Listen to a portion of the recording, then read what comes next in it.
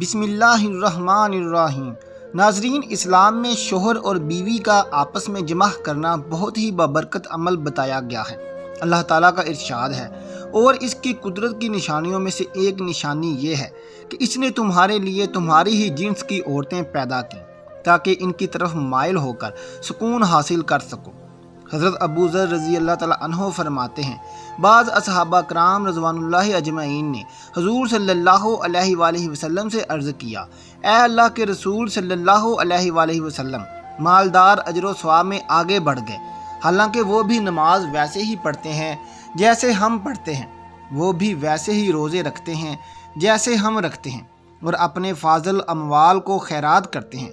آپ صلی اللہ علیہ وآلہ وسلم نے فرمایا، تمہارے لیے اللہ نے ایسی چیزیں نہیں بنائیں جنہیں تم خیرات کر سکتے ہو، اس لیے سنو، ایک بار سبحان اللہ کہنا صدقہ ہے، ایک بار اللہ اکبر کہنا صدقہ ہے، ایک بار لا الہ الا اللہ کہنا صدقہ ہے، برائی سے رکنا صدقہ ہے، اور تمہاری شرمگاہوں کے اندر بھی صدقہ ہے۔ صحابہ کرام رضوان اللہ اجمعین نے عرض کیا، کیا ہم میں سے کوئی شہوت پوری کرے تو یہ بھی اس کے لیے صدقہ بن سکتا ہے؟ تو آپ صلی اللہ علیہ وآلہ وسلم نے فرمایا، بتاؤ، اگر اس نے حرام کاری میں اس کو استعمال کیا تو کیا اسے گناہ نہ ہو؟ صحابہ کرام نے عرض کیا، کیوں نہیں؟ تو آپ صلی اللہ علیہ وآلہ وسلم نے فرمایا، بس اسی طرح حلال موقع پر استعمال کرنے سے ماجور ہوگا۔ ارشاد باری تعالیٰ اور اس حدیث مبارکہ سے ثابت ہوا کہ جب ایک شوہر اپنی منکوحہ یعنی اپنی بیوی کے ساتھ خلوص نیت سے ہم بستری کرتا ہے جس سے وہ اور اس کی بیوی دونوں کو خوشی حاصل ہو، تو یہ ہم بستری اس کے لیے صدقہ و ثواب کا باعث ہے۔ امام ابن قیم رحمۃ اللہ علیہ فرماتے ہیں، حضور اکرم صلی اللہ علیہ وآلہ وسلم نے اس علاج یعنی مجامت یعنی جمع کرنے کی خود تلقین فرمائی ہے، اس کے استعمال کی ترغیب دی، اسے اجر و ثواب اور خیر کا باعث قرار دیا۔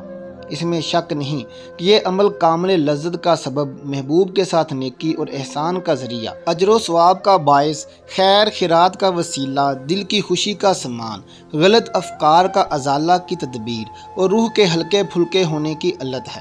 اس عمل سے روح کی کثافت اور سختی دھل جاتی ہے، جسم ہلکا پھلکا اور مزاج معتدل ہو جاتا ہے، صحت بحال اور فاسد مواد کی صفائی ہوتی ہے۔ ناظرین، اگر بیوی سے ہم بستری کو دل نہ چاہے تو ہم بستری ترک کر دینا جائز نہیں، کیونکہ ہم بستری بیوی کا بھی حق ہے اور ترک ہم بستری اس کے لیے مضر ہے۔ جس طرح عورتوں کو مردوں کے جذبات کا لحاظ رکھنا ضروری ہے، اسی طرح مردوں پر بھی لازم ہے کہ وہ عورتوں کے جذبات کا خیال رکھیں، ورنہ جس طرح مرد کی ناراضگی سے عورت کی زندگی جہنم بن جاتی ہے، اسی طرح عورتوں کی ناراضگی بھی مردوں کے لیے وبال جان بن جاتی ہے۔ سیدنا حضرت عمر رضی اللہ تعالیٰ عنہ کے پاس حضرت کعب رضی اللہ تعالیٰ عنہ تشریف فرما تھی کہ ایک خاتون آئی اور آ کر کہنے لگی، اے امیر المومنین، میرا خاوند بہت نیک ہے، ساری رات تہجد پڑھتا ہے اور سارا دن روزہ رکھتا ہے۔ یہ کہہ کر خاموش ہو گئی۔ حضرت عمر رضی اللہ تعالیٰ عنہ بڑے حیران ہوئے کہ یہ خاتون کیا کہنے آئی ہے۔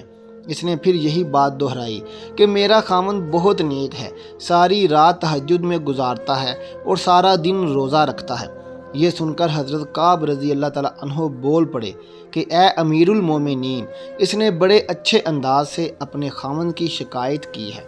امیر المومنین بولے، کیسی شکایت؟ جب وہ ساری رات تہجد پڑھتا رہے گا اور سارا دن روزہ رکھے گا تو پھر بیوی کو وقت کب دے گا؟ تو یہ خاتون کہنا چاہتی ہے کہ میرا خاوند نیک تو ہے لیکن مجھے وقت نہیں دیتا۔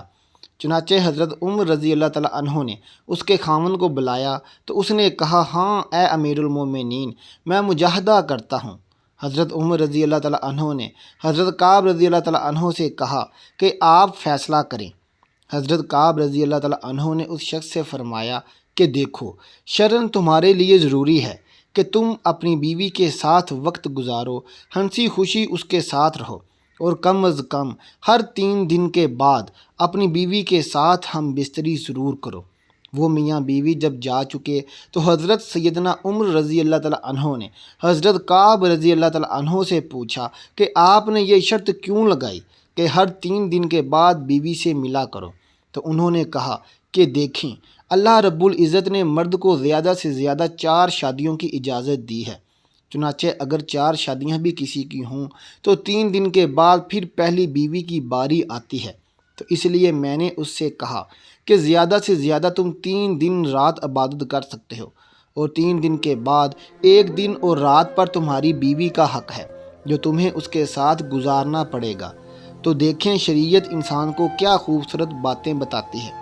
بیویوں سے متعلق رسول اللہ صلی اللہ علیہ وآلہ وسلم نے فرمایا کہ عورتوں کے ساتھ خیر خواہی کرو، اس لیے کہ وہ تمہارے پاس قیدی ہیں، تم ان سے ہم بستری اور عصمت اور اپنے مال کی امانت وغیرہ کے علاوہ اور کچھ بھی اختیار نہیں رکھتے، اور جب وہ اپنا قرض ادا کرتی ہوں تو پھر ان کے ساتھ بدسلوکی کا جواز کیا ہے؟ ہاں، اگر وہ کسی کھلی ہوئی بے حیائی کا ارتکاب کریں تو پھر تمہیں انہیں سزا دینے کا حق حاصل ہے۔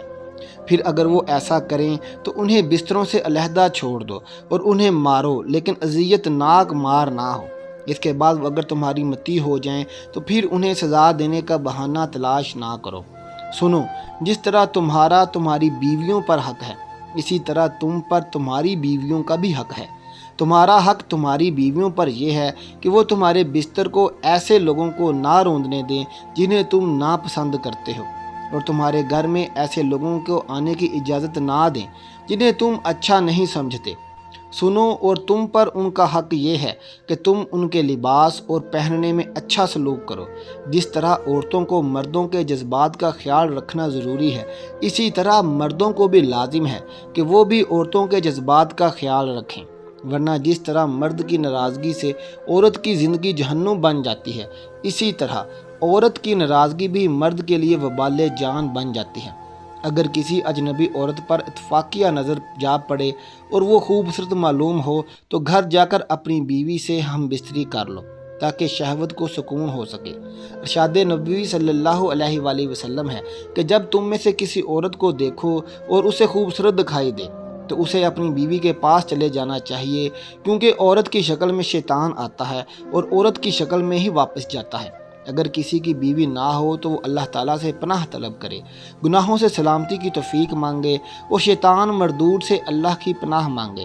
شوہر کے لیے اور بیوی کے لیے یہ جائز نہیں کہ وہ اپنی خلوت کی باتیں کسی غیر پر ظاہر کریں، کیونکہ یہ بے وقوفی اور کمینگی ہے۔ عقل و شعور نے اس سے منع کیا ہے۔ حضرت ابو ہریرہ رضی اللہ تعالیٰ عنہ بیان کرتے ہیں کہ نبی کریم صلی اللہ علیہ وآلہ وسلم نے مردوں کو مخاطب کرتے ہوئے پوچھا، کیا تم میں سے کوئی ایسا آدمی ہے جو اپنی بیوی سے ہم بستری یعنی جماع کرتا ہو تو دروازہ بند کر کے پردہ آگے کر لیتا ہو اور اللہ کے پردے سے اس فعل کو چھپاتا ہو؟ لوگوں نے جواب دیا، ہاں، ایسے لوگ موجود ہیں۔ تو آپ صلی اللہ علیہ وآلہ وسلم نے پھر پوچھا کہ کوئی ایسا آدمی بھی ہے جو اسے جا کر دوسروں کے سامنے بیان کرتا ہو؟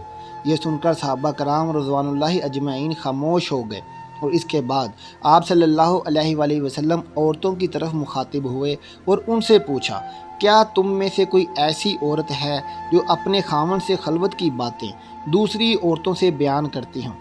عورتیں خاموش رہیں، لیکن ایک نوجوان عورت اپنے ایک گھٹنے پر کھڑی ہو کر رسول اللہ صلی اللہ علیہ وآلہ وسلم کی طرف جھانکتی ہے اور آپ صلی اللہ علیہ وآلہ وسلم کی باتیں سن کر کہتی ہے، یا رسول اللہ صلی اللہ علیہ وآلہ وسلم، خلوت کا ذکر مرد بھی کرتے ہیں اور عورتیں بھی کرتی ہیں۔ فرمایا، جانتے ہو اس کی مثال کیا ہے؟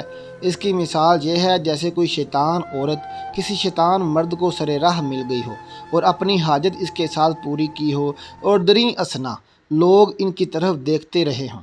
خبردار، مردوں کی خوشبو میں بو تیز ہوتی ہے مگر رنگ نہیں ہوتا، اور عورتوں کی خوشبو میں رنگ ہوتا ہے مگر بو تیز نہیں ہوتی۔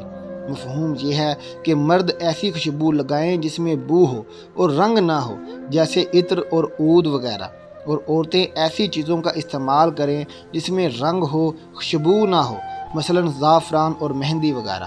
اللہ پاک عمل کرنے کی توفیق عطا فرمائے، آمین ثم آمین۔